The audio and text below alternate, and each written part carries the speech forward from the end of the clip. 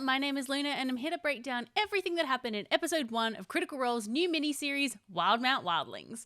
This video is brought to you by my patrons. Thank you so much to all of my patrons and welcome to my new patrons, Bailey and Lauren. If you'd like to support the channel, you can do so for only $5 a month, which gives you access to some bonus videos. There's a link in the description if you want to check it out. So, this series takes place at the summer camp Wildemount Wildlings, founded by Mighty Nein member Veth Branato.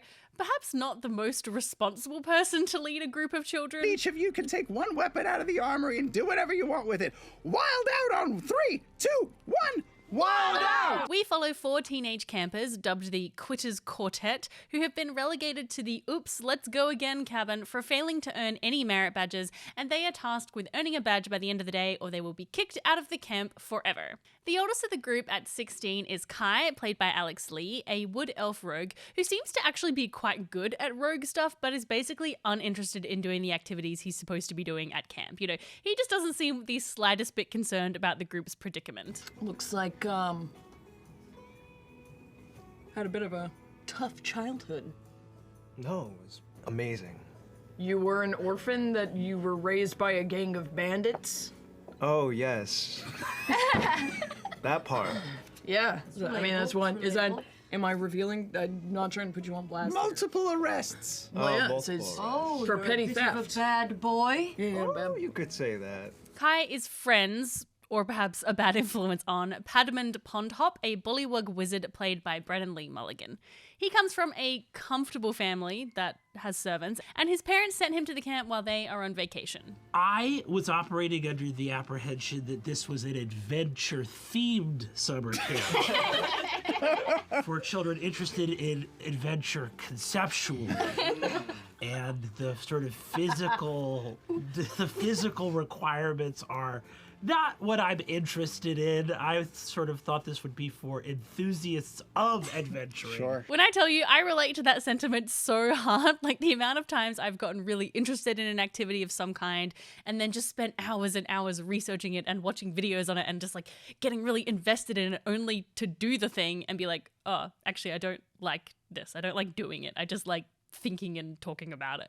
Padmond is a huge fan of the Mighty Nein. His spellbook has the Mighty Nein logo on it, and he's been making a Mighty Nein trading card game with the help of Kai, who illustrates all the cards. I use a spell known as illusory script that I can cast as a ritual to create holographic imprints artistically. Kai is an amazing artist and draws you guys, and then I can imprint them using illusory script.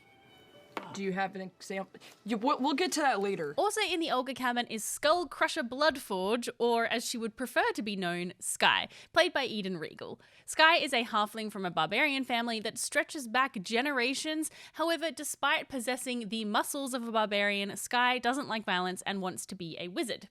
Her interest in magic was ignited when she saw a young girl's toy unicorn broken by some bullies, and just as she was about to intervene, someone else did instead.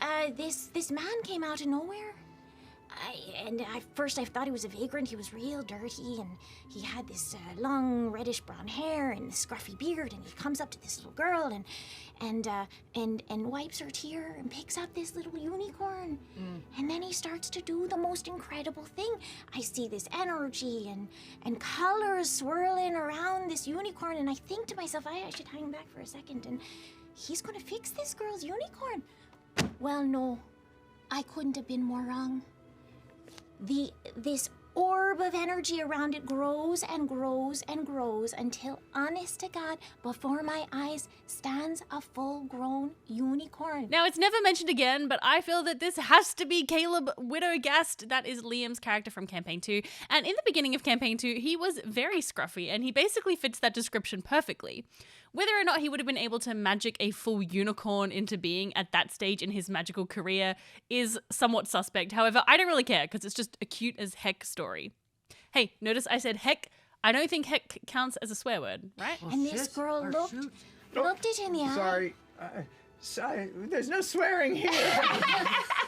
So you're gonna need to put an What am I actual supposed to put in here? American dollar. Okay, where's my wallet? What are we doing with this money in the end? Are we going to donate I think it one somewhere? of us gets the money at the end. If you need, I can cover you. To represent Sky's lack of innate spellcasting or magical ability, Eden has nerfed herself by doing a coin toss every time she casts a spell, which is a fun mechanic, but is also a fun reference to Sam's Campaign 3 character FCG, who often flipped a coin when making decisions. And the last camper is Jessup Nimblethrop, played by Lee Barrere, a level 1 sorcerer with a kind of inventor vibe. She is struck with crippling anxiety. I'm almost 6 feet. I'm 5'11", I identify as. I'm very tall and thin and light blue with a dark aquamarine hair with some white growing at the roots from anxiety. So much so that she has also nerfed herself with a stress mechanic. When she tries to cast a spell, she has to roll a d6 to see if it works. I'm guessing she has to roll above her stress level, which both her and Sam sort of determined throughout the game. As a rather anxiety-riddled person myself, I love seeing it represented in games. Another great example of this is the character Adine from Fantasy High, which is a Dimension 20 series DM'd by Brennan, and it kind of has a similar vibe because it's teenagers at high school. I really loved Adine, and she also sort of had some similar anxiety storylines. Most of my characters end up having some kind of anxiety because it's just so relatable to me, and I don't know how to play a person without that. And I think just adding these mechanics can be a fun and kind of light way to explore it as a topic. Plus, the stress mechanic for Jessup is actually another great callback to FCG, whether intended or not, because FCG also had a stress mechanic. So Veth tells the group that they have 1 day to earn a merit badge, and they are going to be assisted by 2 camp counselors, Bo, played by Marisha Ray, and Yasha, played by Ashley Johnson. I just want to say, even though I know you all are children, I believe you should speak to children like adults. So I'm going to be treating you like an adult. And I hope you act like adults. Well, but like, adults, but, like light. Yeah, light adults. But I love that we got some new art for them as well. Shout out to Toph Mazery, who did all the character portraits. They're so cute and on theme, and I love them. As Veth sends the campers off to their first challenge with their cabin counselor Luke Bernardo, who is Veth's son, she hangs back to talk with Yasha and Bo, who are married and are using this experience to consider whether or not they want to have kids, something that they've been considering sort of off and on for quite a while now. That's right, you're thinking about having kids yourself. what are we even talking about? We've been so busy. Did you decide? Well, Is one of you pregnant right now? No. We don't know. Are both of you pregnant right now? No. How would that work? I don't know. How does that even work? I don't know. We're just going to see if maybe this is the time. We might be too old. Yeah. I don't know if it's time. So we're just trying it out. Spending time with these kids is gonna Spending help. time with kids at like the worst time in their life when they're the most awful. It's like gonna a help you teenage, decide whether and to then we have can kids? decide if we can do it. If we're up for it, It'll be interesting to see by the end of this series if the two will ultimately choose to have kids or not. Personally, I'm gunning for it. I think that they would make great parents, and it would be mega cute. As the 3 of them are chatting, Bo calls out Veth for telling the kids that they need to have fun and go wild and not always follow the rules, whilst also imposing a bunch of rules on them about earning merit badges. I know it's a bit of mixed messaging, but the problem is they have to get comfortable before they can wild out. They have to at least be good at their skills that they came here to learn, and then once you're good at something, you can sort of bend the rules and break the rules and have fun with it. But first, they have to have a basic knowledge of something, anything. And they don't. They're losers. Well, yeah, we all were maybe losers at one point. This is very on brand for Veth, and unfortunately, Padmant hears her say this and is crushed by hearing one of his heroes call them losers. The campers all arrive at their first challenge, which takes place at the training grounds. Their task is to take a pine cone from the hand of Bo. Simple enough. But before they begin, Beth, the camp cleric, rushes up and hands Veth some potions specifically made by Caleb, which will decrease Bo and Yasha's level to level 3 for the day so that they don't accidentally kill the kids. We're worried that you're gonna one-shot kill some of these campers. I know how to control my strength. Yeah, we can pull our punches. I don't think that you can. We know that Yasha has apparently killed a kid or had a kid die in her class before, so I guess this is a new strategy. Kai is up first and attempts to whip a rock to knock the pinecone out of Bo's hand, but misses. So instead, he runs up, flips over her, and quickly grabs it from behind her. Let's make this a strength contested roll to see if you can pull it out of your hand. Strength, Both of you roll a d20, add your strength, and we'll see what happens. Okay. What is this? Is this a 20? Is that a? You might do It's good. a wing. That's a 20. That's a 20. Oh my God! Plus a 1 strength. No, 20 is all you need. okay. Beauregard, Lionette, you feel the pine cone removed from your hand, deftly, as if you didn't even know what was happening. Where'd it go? Yeah, it's a little see-through, so it's hard to see, but it's right here. I loved Yasha's "Where'd it go?" It made me laugh so much. Bo is very happy with Kai and tells him that this is what he can do when he applies himself. Jessup is next, and she's feeling a little anxious with the pressure of this task, so she is at stress level 1, but she still manages to cast a spell, calling all the birds of the forest to her.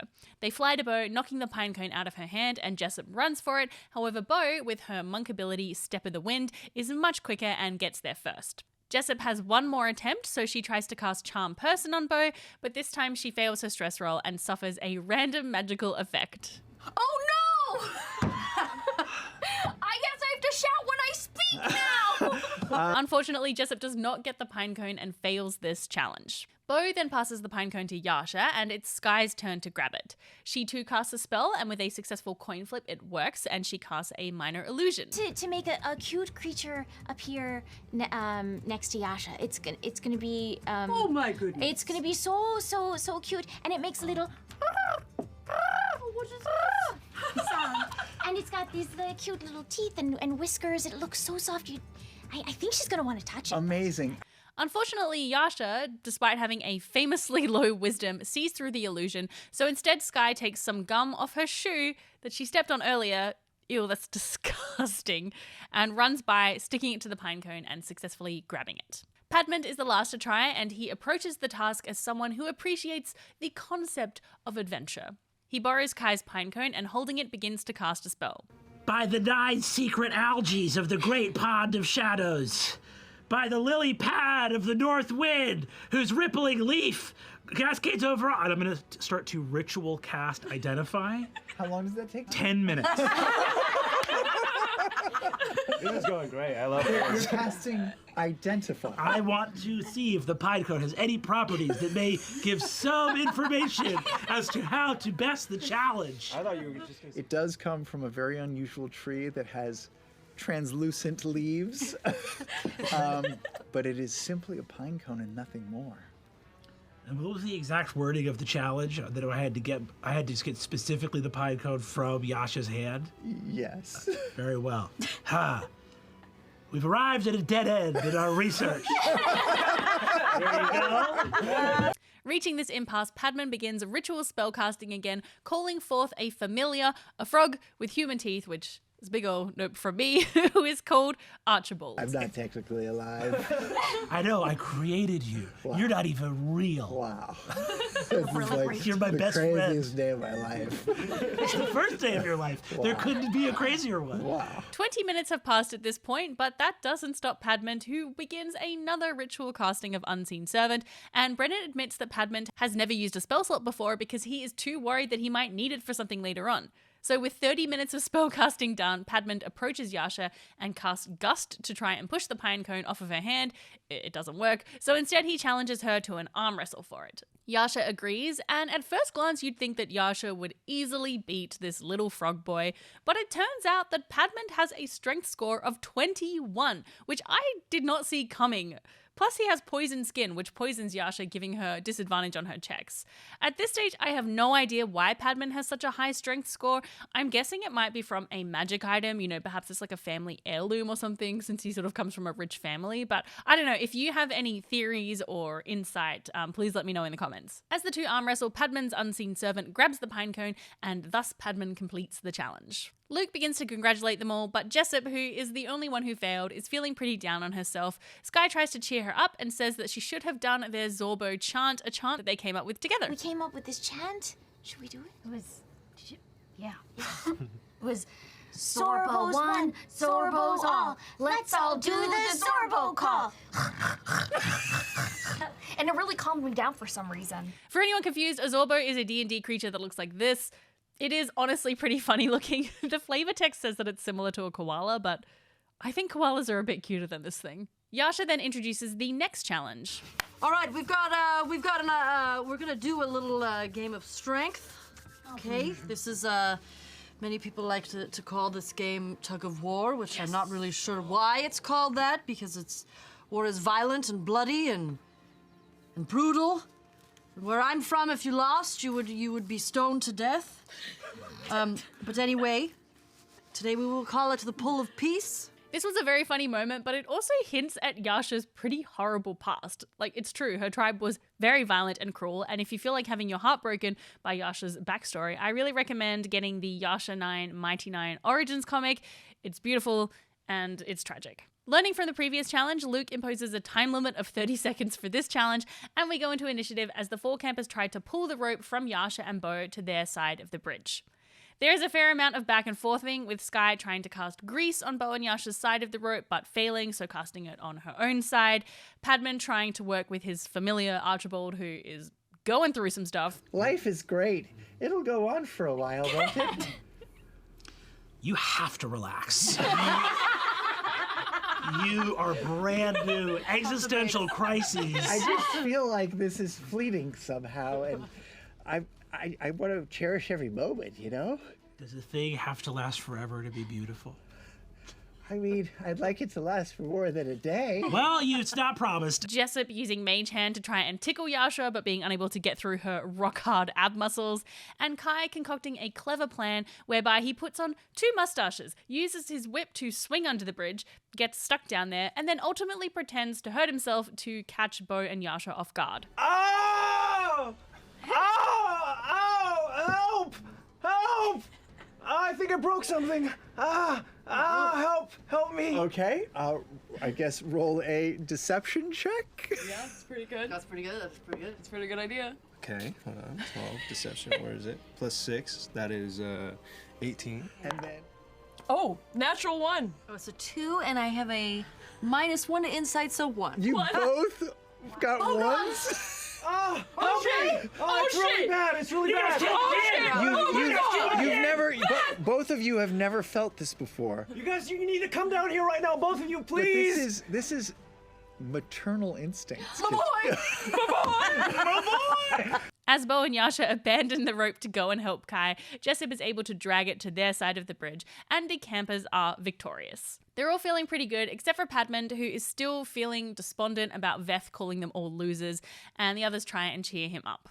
While they do so, Bo and Yasha talk about how they feel like they're really helping these kids and that they're feeling some sort of parental instincts and nurturing, you know, maybe they would make good parents. Before they begin the next challenge, Beth the camp cleric casts some healing and restorative magic on the group, refreshing all their hit points and abilities as if they had had a long rest.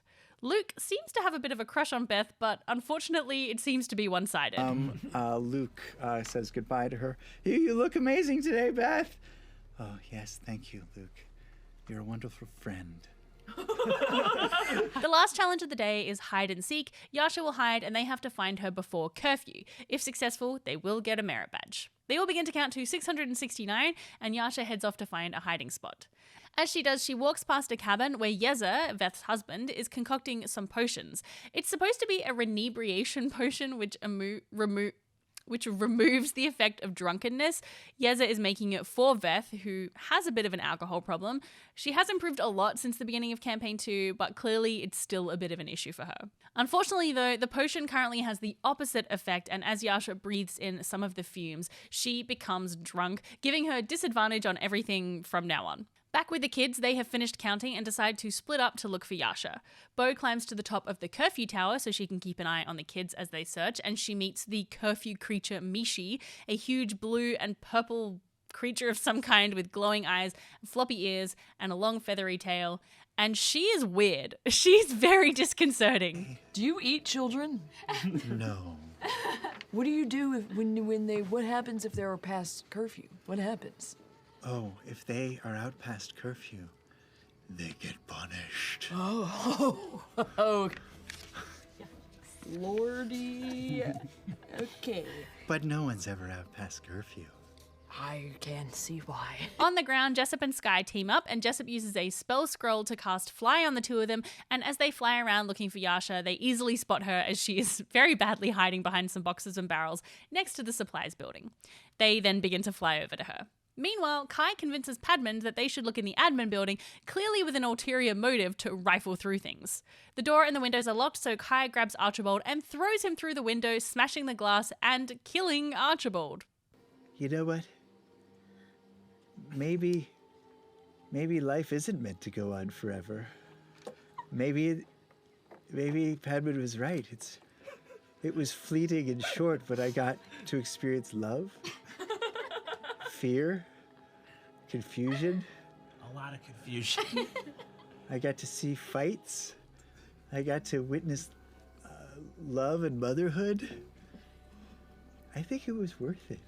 Well, killing him until he comes back again, because Padman can just resummon him whenever he likes. It's part of the Find Familiar spell. I think Archibald was my favorite part of this episode. It was very funny watching him go on this little journey of, what it means to be alive. And I don't know, a talking frog will just always be funny. With the window smashed, the two kids climb through and Padman mends it from the inside. They then begin rifling around through the filing cabinets looking for their own files, and fortunately, it's not good what's in there. Back with Jessup and Sky, they land near Yasha and are ready to find her when they hear a strange noise coming. A massive pig, 14 feet tall, with wings and 4 rows of teeth, soars into the campground. It lands with a thud, making this giant rhythmic grunting noise that sounds like it's saying, gub, gub, gub, gub, gub, gub, gub, gub, gub. I'll give you a little hint of what it looks like. Not a hint. This is what it looks like. This is the flying pig. This is, of course, the monster we saw the kids workshopping with Sam at the beginning of the episode, which is super cute. This is actually something that I do with my kid. He's 8 years old, and he helps me come up with some of the monsters for my games. Actually, I've got one here. This is the latest one. It's called a sneaker, and it's a rose bush that moves when the players aren't looking and slowly sneaks up on them so it can jab them with its thorns. You can see it's kind of got its 2 little eyes and it's thorn claws and stuff. I still need to come up with a bit of a stat block for it though, so my players are yet to encounter it. The Gub Gub creature snatches Yasha in its claws and swallows her whole. Sky then casts Tasha's hideous laughter on it, but it doesn't work, and Jessup casts a successful sorcerer's burst just as Bo arrives. Bo begins praising Jessup for the spell, but the Gup Gup swallows her as well, and the kids call for Padman and Kai, but they are too busy in the admin building and just don't hear any of the commotion. The Gup Gup breathes out a smoke that hits Jessup and Sky with an overwhelming sense of depression. It then takes off into the campground with Bo and Yasha still in its mouth. Inside the pig. Are you drunk? Yeah. I didn't. It was not on purpose. I did not take a detour. It's just I was walking by Yez's cabin and there was a poof of smoke and it happened. We're in a pig now. Getting carried away. They were starting to believe. I could see it through the mouth of this beast. I feel so weak. I do too. We were bested by a pig with cat legs and chick feet. What have we become? Maybe we don't deserve to be parents. Maybe we shouldn't be parents. Where are we even going? I don't know. Why are we not even trying to get out? I don't know. We will have to wait and see if the kids can save their counselors next week. I would love to know what you thought of this episode. I personally really loved it. It felt like such a nice, refreshing pace change from the very serious tone of Campaign 3 and Exandria Unlimited. And I think we just needed something sort of lighthearted and silly. It's like a really nice palate cleanser. I really love all the characters. I think they're a fun cross-section of, the standard teen archetypes. And Sam was really fantastic as the GM. He kept things pretty loose and fun, but also kept the story rolling along, which I think is really what you want for something like this. I also thought it was really clever to have Bo and Yasha as characters who could try and keep the kids in line. And it also gave some fun social dynamics, of these teens interacting with adults. Because for a fun summer camp kind of story, you need some adults for the kids to rebel against. I also really liked some of the fun references we got, like Sam's opening. Pudding.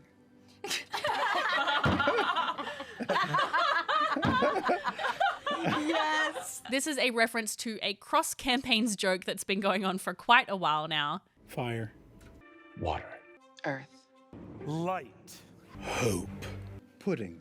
And of course, we can't forget Eden's flask, calling back to the many drink receptacles that Sam has had over the campaigns. Let me know what your favorite moment was in the comments, and if you have any theories about what will happen next week.